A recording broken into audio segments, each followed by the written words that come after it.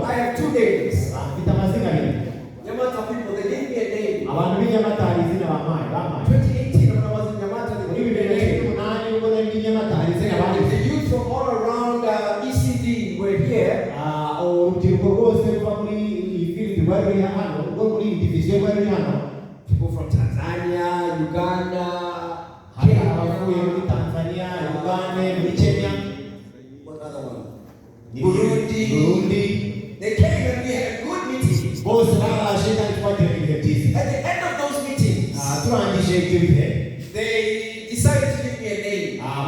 bahitiramo izina. In fact, they were confused. By'ukuri byari bishishishije. They gave me one name was Mukunda Manu. Izina rya mbere bampaye ryari Mukunda Manu.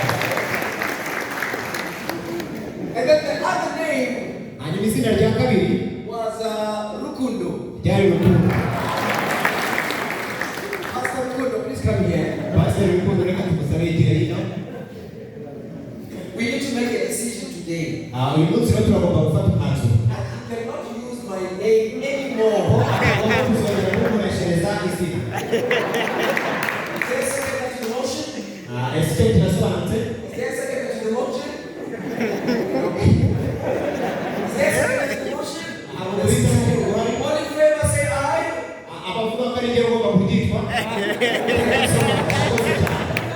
Decision. Urakoze cyane ku icyemezo kirafashe. Icyemezo kirafashe. From now onwards, kuva ako kanya, Pastor Rukundo Mukunda Manu. Pastor Rukundo Mukunda Manu. He is Pastor Bako.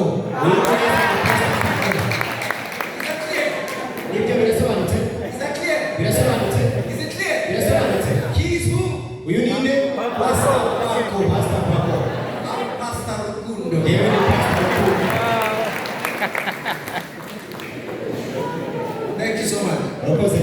Don't stop using my name. Ntugahagarare kwitwa iri zina nguhaye ryanjye.